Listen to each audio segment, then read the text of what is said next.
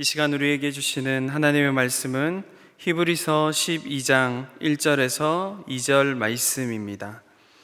제가 보는 성경으로 신약 367쪽입니다. 히브리서 12장 1절에서 2절 말씀을 함께 합독하도록 하겠습니다. 이러므로 우리에게 구름같이 둘러싼 허다한 증인들이 있으니 모든 무거운 것과 얽매이기 쉬운 죄를 벗어버리고 인내로서 우리 앞에 당한 경주를 하며 믿음의 주요 또 온전하게 하시는 이 예수를 바라보자.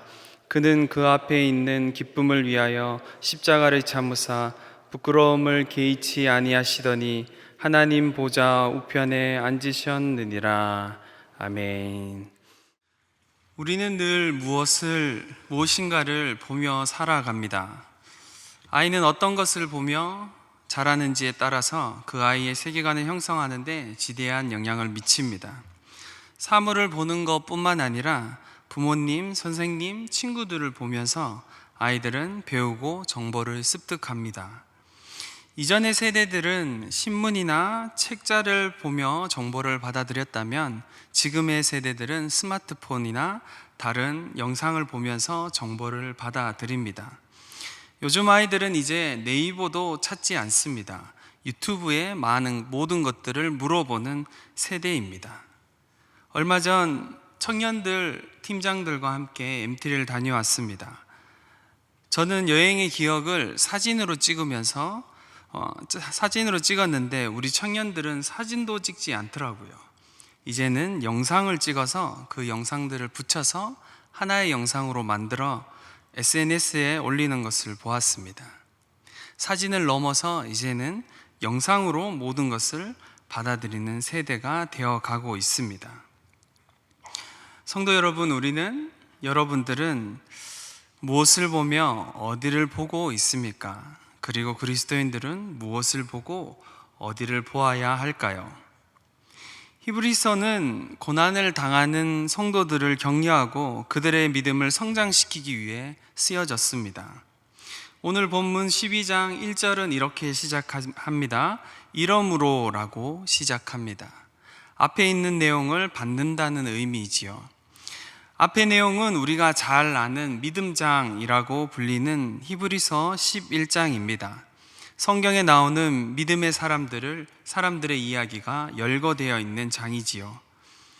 이 믿음의 사람들은 몇 가지 특징이 있는데 원역사라고 불리는 창세기 1장에서 11장까지의 믿음의 사람들, 아벨, 에녹, 노아로 대표되는 이 믿음의 사람들을 히브리서 기자는 히브리서 11장 13절에 이렇게 이야기합니다. 이 사람들은 다 믿음을 따라 죽었으며 약속을 받지 못하였으되 그것들을 멀리서 보고 환영하며 또 땅에서는 외국인과 나그네임을 증언하였으니,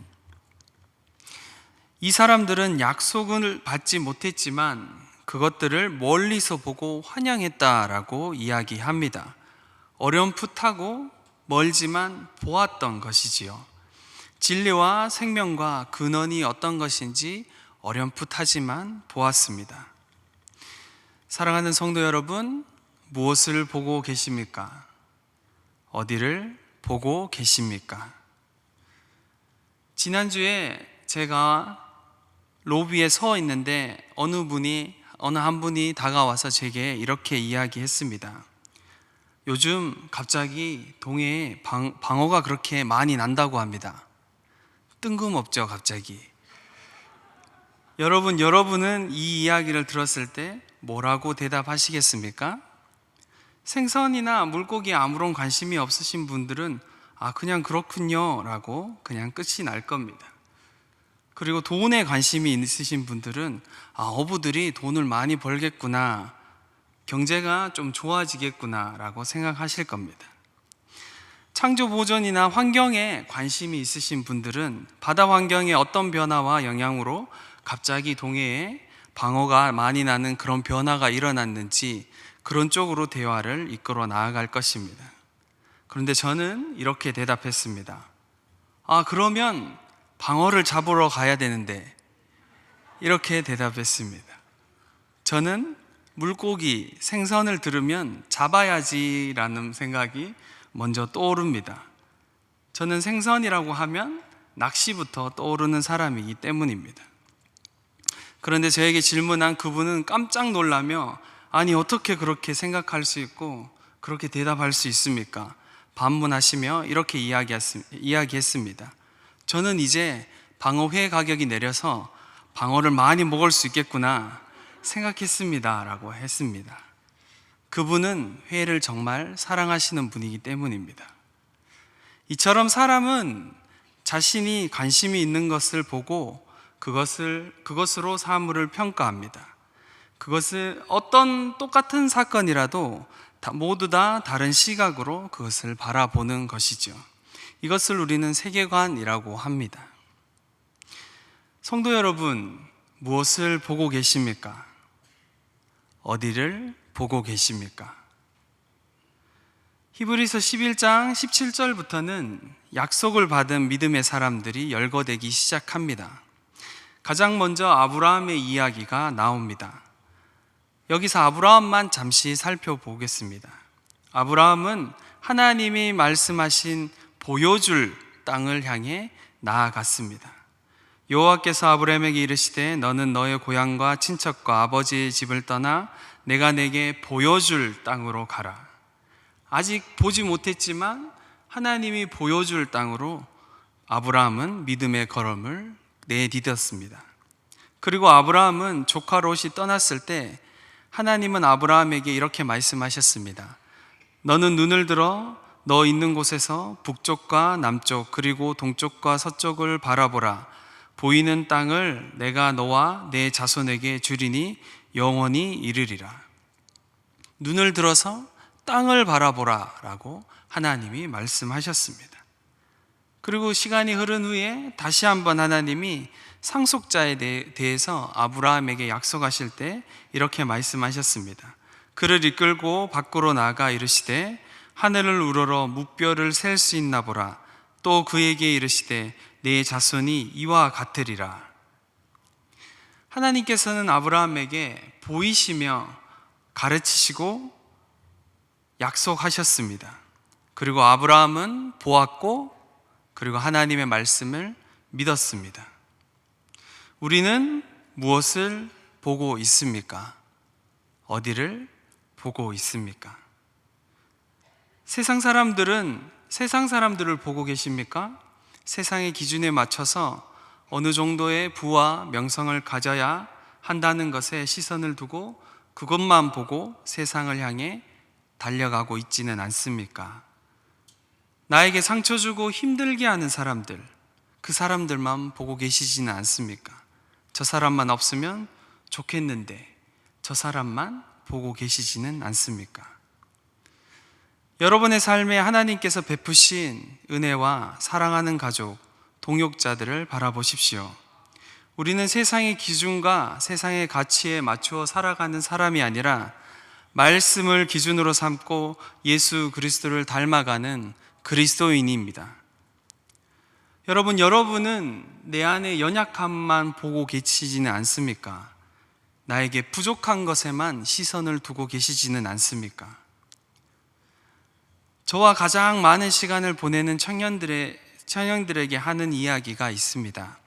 요즘 청년들을 3포 세대를 넘어서 5포 세대, 7포 세대, 9포 세대, 이제 M포 세대라고 이야기합니다. 연애, 결혼, 출산, 내 집 마련, 인간관계, 꿈, 희망, 외모, 건강까지 없는 것에만 생각하는 그 청년들에게 너희에게 주신 것이 무엇인지, 너희에게 하나님께서 주신 것이 어떤 것인지 바라보라고 도전합니다. 아니다, 너에게는 젊음이 있다. 도전해라. 실패를 두려워하지 말고 도전하라고 우리 청년들을 도전하곤 합니다. 나의 안락함을 넘어서 안전한 곳에서 나와서 하나님의 나라를 위해 살아가며 도전하라고 우리 청년들을 격려합니다. 청년들은 몇 살까지가 청년일까요? 성경에 보니 갈렙은 85세에 이산지를 내게 주소서라고 구하였습니다. 여전히 하나님의 나라의 청년처럼, 아니 청년으로 도전하며 갈렙은 삶을 살아갔습니다. 제가 또 시니어 담당이지 않습니까? 시니어 여러분, 그리고 성도 여러분, 나는 나이가 은퇴할 때가 되었으니 좀 쉬어야지 하십니까? 나이 어린 목사가 감히 여러분을 도전합니다. 하나님 나라의 청년으로 여러분의 삶을 도전하며 사십시오. 여러분에게 부족한 것에 시선을 두지 말고 하나님께서 우리에게 주신 것에 감사하며 85세의 갈렙 형님처럼 하나님 나라의 청년으로 도전하며 살아가십시오.